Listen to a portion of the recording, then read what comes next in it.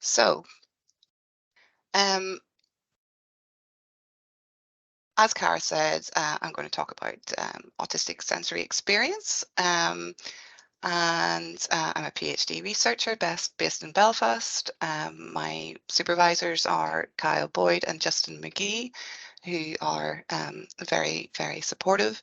And the title of my PhD, which kind of changes and morphs quite a lot, is creating an interactive solution to measure sensory environments and support sensory preparedness, a mixed methods approach with co-designed with autistic adults. So today I'm hopefully going to go over a bit who I am, defining autism, sensory and design, the autistic sensory experience, sensory environments. Then we'll hopefully have a bit of a brainstorm and talk about how all of this applies to your work or your learning in the university. So I'm a designer, which is unusual for autism research. It's kind of predominantly led by neuroscientists and psychology, occupational therapy, speech and language. So it's very medically based a lot of the time. Um, and I think it's important to understand the significance of design in our lives. Everything that isn't natural is designed, whether it's well designed or poorly designed. It's all designs. It's all something that somebody has come up with in their head and made. Um, so before Christmas, I made a very short kind of flash talk at the Irish Human Computer Interaction Symposium in Belfast, and I just want to show you this little video as a way of kind of summarising what I am doing and what I'm hoping to do over the next year and a half. Um, so Okay, so autistic people face significant barriers in the autistic environment that prevent them from being able to um, participate fully in normal daily living activities. But why? Um, Traditionally, autistic people have been pushed to the side, we've been hidden away, and a lot of stigma and abuse and misunderstanding goes with that. So in order to bridge those gaps and to make things better, we need to listen to autistic people and hear what they actually want and need to support their lives. For me, autistic sensory experience became a very interesting area. I'm also a mum of 4 boys, and 3 of them are autistic, and they all have very different sensory needs. And it's not just what is typically advertised by maybe large supermarkets of that they're going to turn down the music or turn down the lights. It's a lot more to it than that. Um, but a lot of existing solutions are just not right. They take too long to create. It takes too long to build new buildings. It takes too much money, and there's too many people involved. So how do we create a solution that is usable today, that can help people now, and that is generalizable to a very heterogeneous population who have individual needs? So through participatory methods and research, I'm going to try and recruit as many and a diverse group of autistic people as possible to make their contributions to the research and to tell me what they want. In that way, that they are going to get solutions that actually fit their needs, whether that be a desktop solution, an app, or and we work through lots of design solutions or design techniques to get that information from people.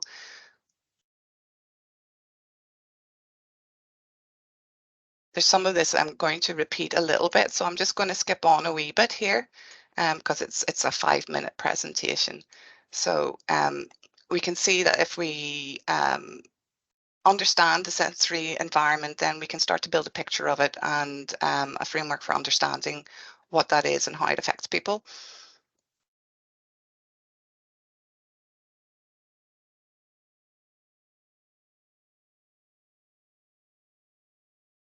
So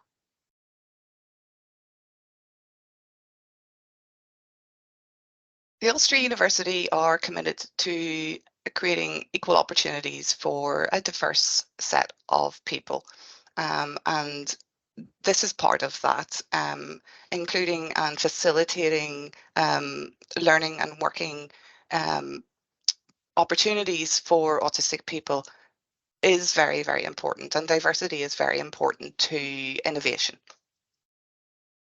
But these are the types of definitions that are constantly thrown out. You read them in every paper, um, but they really, really don't tell us much about autism. And they don't really help us understand what it means to be autistic. So the prevalence of autism as well, until recently, was thought to be kind of 1 in 100 people, so quite unusual. Then kind of stats were re-estimated to be about 1 in 67, so quite a lot more common. But more recently, actually only a few weeks ago, stats from the US put the prevalence of autism as 1 in 36. So really, really quite common, and you are extremely likely to work with or teach autistic people.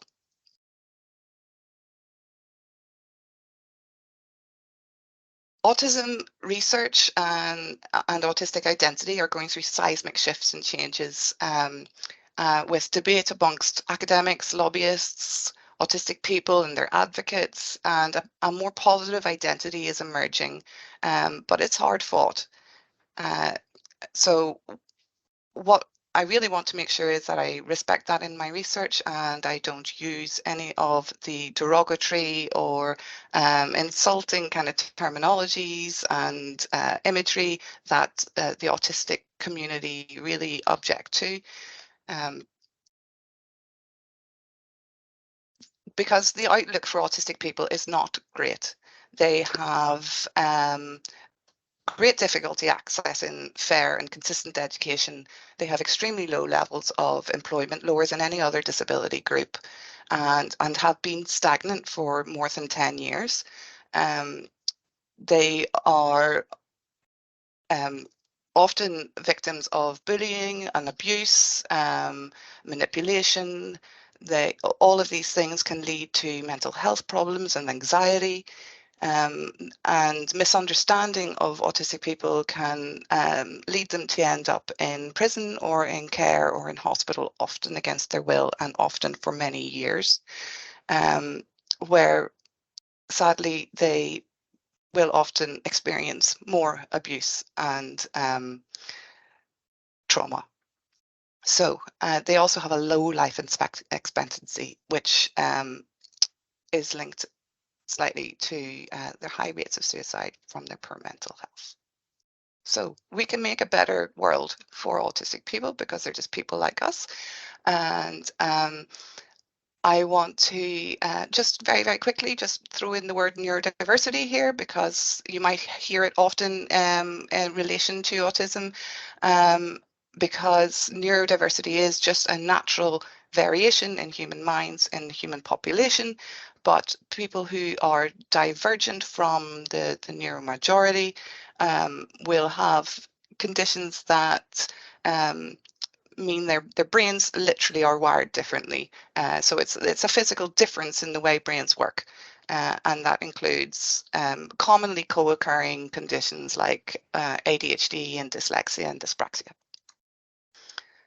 And just a little thing on on the terminology neurodiversity. If we're talking about one person, that person is neurodivergent. If it's a group of people who all have the same condition, those are neurodivergent people, and a group is neurodiverse whenever it's mixed up. So why do autistic brains interpret things differently? So this is a theory about mini columns in our brains. It's a neurological theory. And on the top image here, you can see a neurotypical brain, on the bottom, an autistic brain. And you can see here, let me see if I've got a pointer, that these columns are what process information. And here on the neurotypical brain, they're kind of wide, and here they're narrower, and there's much more going on. And I've created a little video to demonstrate this, but I am also told by my panel of judges at home that one of them, who is very visually orientated, thinks it's great. The other one kind of doesn't get it because it's an analogy. So if you think of these as a neurotypical brain where the information is going in to these columns, it's being processed, and it's coming and it's being processed kind of in a linear fashion. Whereas in the autistic brain, where these columns are smaller, there's more of them, the autistic brain takes in a lot more information. So we don't ignore bits that a neurotypical brain can ignore, take in everything all at once. And all that information then kind of seeps out the sides of these columns and gets mixed up and gets confused.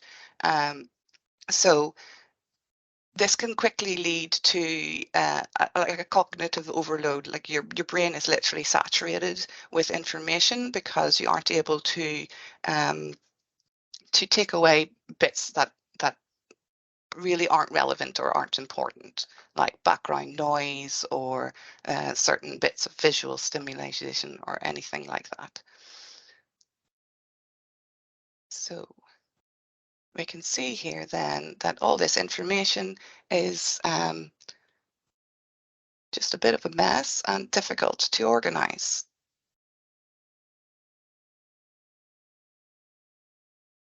Another theory, which is recently kind of gaining a bit of popularity, is the idea of predictive coding. So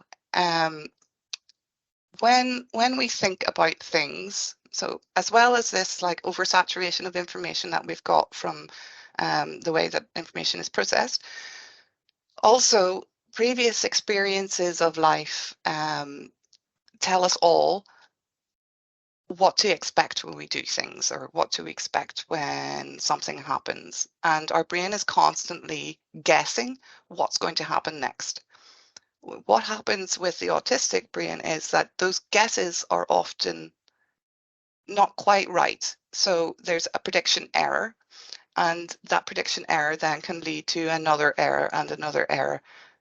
And although two people, a typical person and an autistic person, might be getting the same information, the understanding of that information can be very, very different.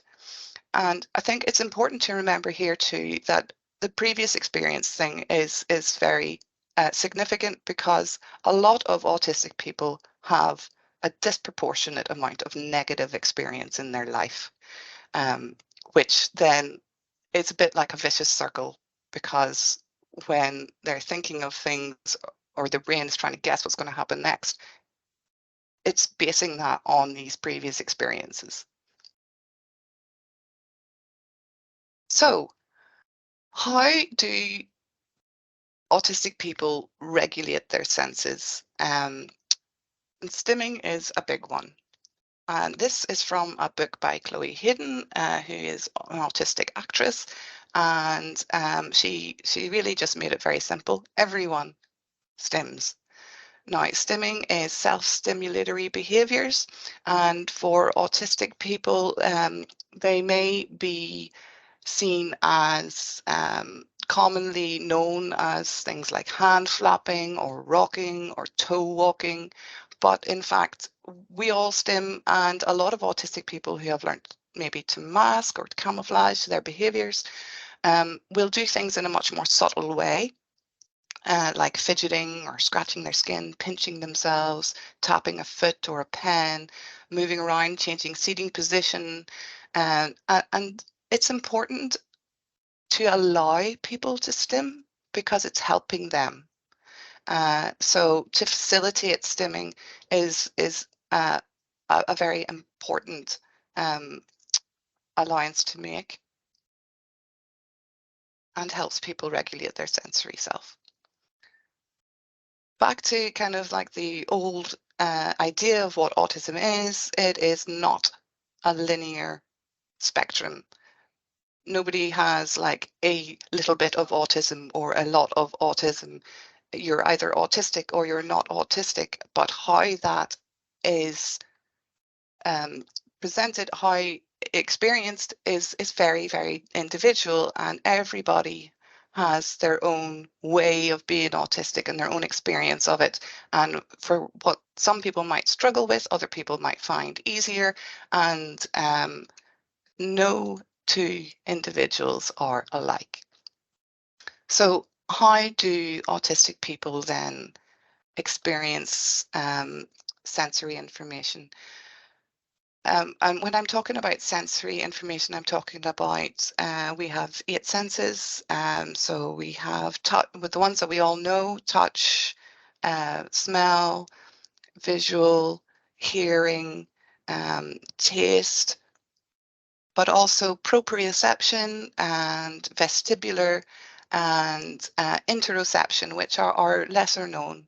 Interoception is how we feel inside ourselves. Have we got a sore stomach? Are we hungry? Um, um, Proprioception and vestibular are the senses that allow us to coordinate ourselves and to navigate through the world. Like, we know where our arms are, we know how to get from A to B. And when any sense is overwhelmed, that affects all our other senses. They're intrinsically, sorry, pardon me, intrinsically linked. And when an autistic person does become overwhelmed, then sensory systems can start to fail. And for example, here I've shown what some researchers in Japan have actually worked with autistic people to understand their differences in visual perception and what happens when things are just too much. And this is an example of some of the ways that vision um, could be realized when things are too much. And things can be fragmented, things can be oversaturated, things can be noisy. Um, so the sensory environment. The sensory environment is a vast thing. It's everywhere. It's with us all the time. It's everywhere we go, and it affects everything we do and understand and how we navigate through the world. This is a photograph on the right hand side is from the boardroom in the new building in Belfast, and originally they had neglected to put blinds on the windows, which affects everybody, and their ability to be comfortable in a space and to actually use that space well. And when we start to think about the amount of variation in the sensory environment, it's huge. If you take something like seating, there are just thousands of ways and places and things to sit on, and they all have their own texture and their own smell and their own sound. Um, Same with stairs. Stairs with open treads, I know are difficult for some people. Escalators are difficult for some people. That sense of movement, um, and things like visual things like the lines can be disorientating. So what I'm aiming to do through my research is to actually, in some ways, quantify the sensory environment, and we can do that. We can measure air quality, we can measure ventilation, we can measure footfall, um, temperature, textures. We can manage textures through things like macro photography, and uh, we can use sound bites, we can do lots and lots of things.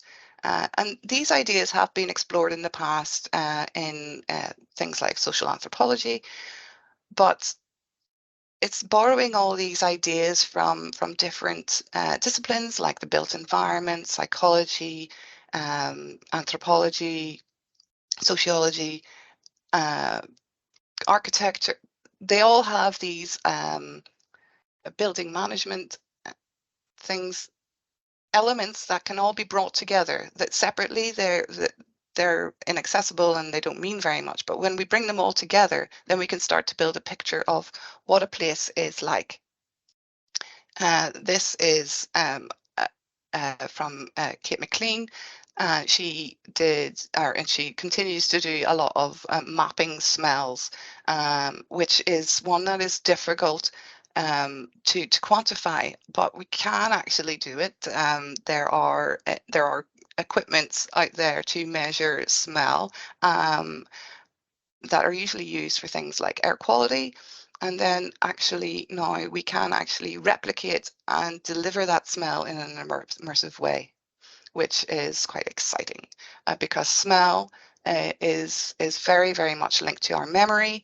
And you know yourself, like sometimes you might smell something and it takes you straight back to your childhood, or smell is very, very significant. And then how do we visualize that? How do we present that to people in a usable format? So through data visualization, dashboards and things, we're going to work with autistic people to um, see what works for them, and what is useful to them, and how can we present that. So just thinking about the sensory environment, I love my mind map software. I kind of started to think about things. So we've got the fixed elements of the sensory environment. We've got physical elements. We've got touch points, things like buttons, ATM machines, door handles,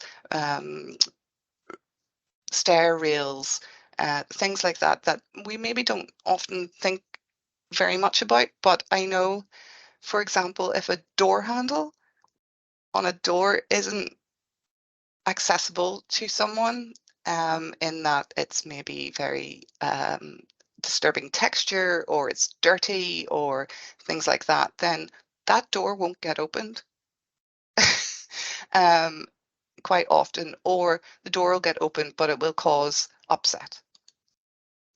We also have ambient things like conversations and um, the mood, the unwritten social rules of a place, like how are you supposed to act, how are you supposed to dress, how are you supposed to talk. And although they're not necessarily considered sensory elements, they should be considered as part of the whole picture, because they're relevant to, they interlink with everything. So autistic people have expressed that they really want to be able to participate more in daily life. That means independent living, employment, or voluntary work, uh, retail, being able to go out and get your groceries, or a new pair of shoes, or being able to visit the GP or the accident and emergency, um, travel, being able to go on a flight or get a bus or a taxi, entertainment. We're all entitled to go out and have a bit of fun, and self-care.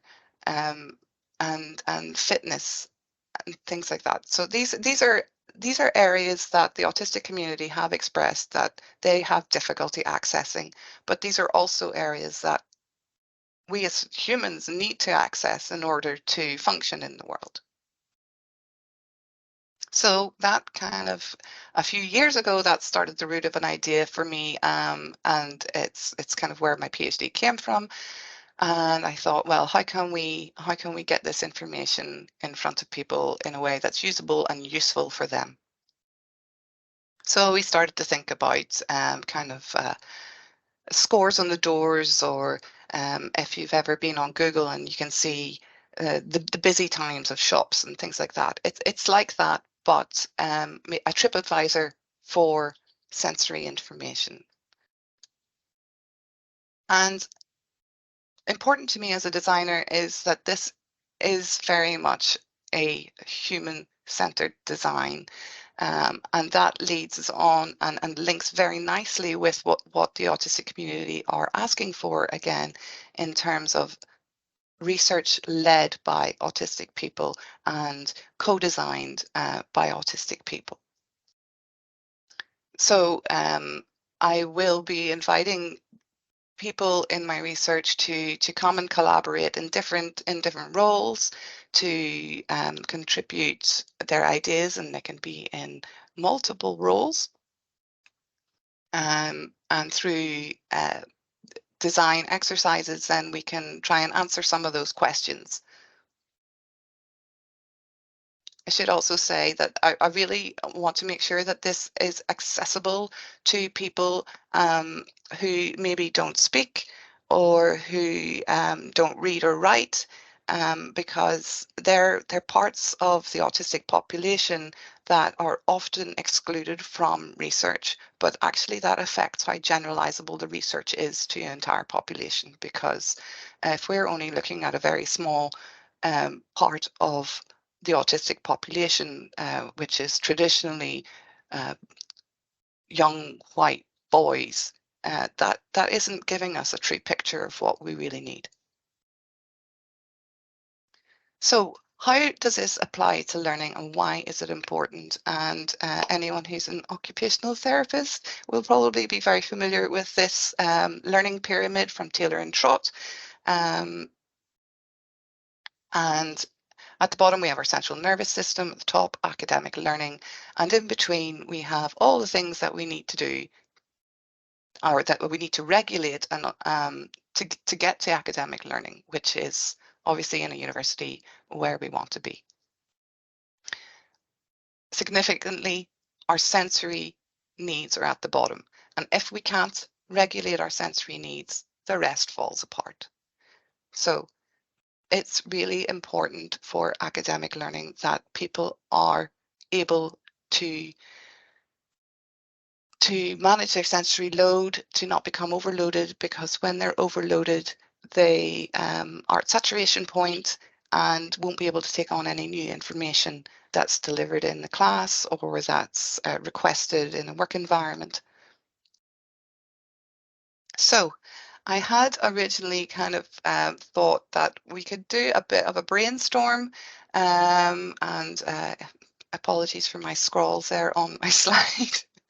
So I guess I just want everybody to think about, in your role and in your environment, what are the potential sensory stressors that you can think of?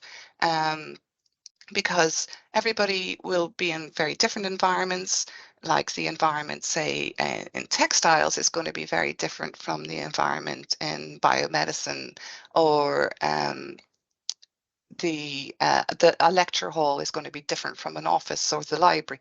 So it's important to think about those things. So if you can just kind of like start to think about that, and maybe how you would consider those or control those, or what you could do to help people manage that element of their life. So that kind of brings me to what's possible um, for what's a possible solution for people in terms of interaction design and the sensory environment. So interaction design, or immersive design, I should say, sorry, it runs on what's called an immersion continuum. And kind of here at the beginning, at the shallow end, we have kind of real life as such. So tangible things, maps, and kind of looking about the world. And then at the other end of the spectrum, we have fully immersive, multi-sensory virtual reality. So we can have full haptic suits, so you can feel temperature and you can feel touch, you can have smell, you can have directional audio, and interactive elements within that environment. And in between is kind of everything else. So where I am focusing efforts at the moment is in this area.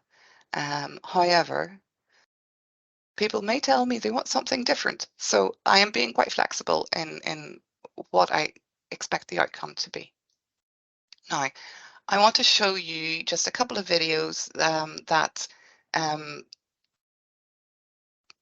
explain a little bit about sensory load and 360 360-degree video footage and how it could be utilized to help in this arena. So this is Google Earth, and we are going to zoom very nicely in to Ulster University in Belfast. And you can see that technology allows us to get quite a lot of detail quite easily, and it's quite accessible. So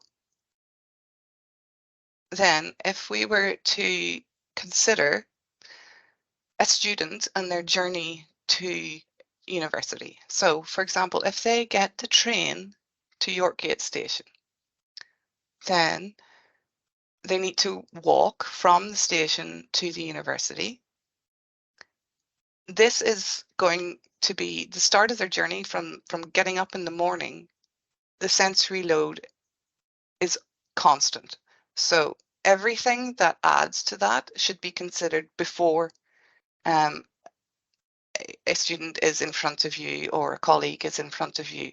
You need to understand that maybe the sensory load in getting to university was just too much, and they maybe need a bit of time out, or just a bit of a break, or things delivered in a slightly different way. So down here, imagine lots of traffic, lots of noise, there's building work going on, there's a motorway nearby, there's lots of smells of fumes and building materials, there's other people to navigate, there's lights flashing and beeping. So and that's all before we even get to university. So I'm going to attempt to, let me see, can you see this? I hope so. Yep. Yes. Right, so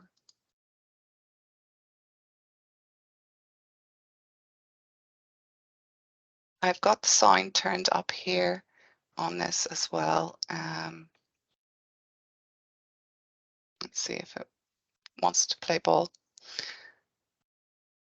I've realized dealing with all of this 360 footage that I need to perhaps upgrade the memory and RAM in my computer. So this is inside uni.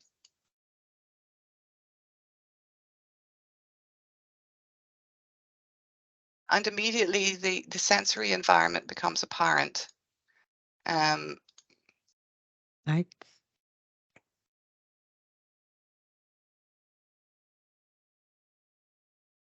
And you can see here that with the 360 in photography, oh God, where's it gone? That we can look in all directions. So we can map out the whole building. We can map out any room. And then we can overlay that with sensory information that people can click on and get a bit more detail. They can know that on certain days it might be very noisy. There might be a function downstairs. They can know that there may be on certain floors, it may smell different, things like that. So I'm realizing the time as well here, so I'm just going to skip through all of this little bit here. That basically autism isn't just autism. Commonly occurring conditions include some of these, or these and more. So when we're designing for these users, we need to consider all of these things as well. So it's not just a matter of thinking designed for autistic people, it's designed for autistic people who may also have many other needs. And the the world of immersive design is very new as such, in terms that the established design rules that we might know of, if we go on a website, we kind of expect things to work in a certain way. Those things haven't established for immersive design yet. And we do need to think of things like the field of view, the height, and how people are experiencing their 360 experience. So thank you for listening. I hope that's kind of got you thinking a wee bit about um, sensory experience, and I am going to stop sharing there. And if you've got any questions, I'm happy enough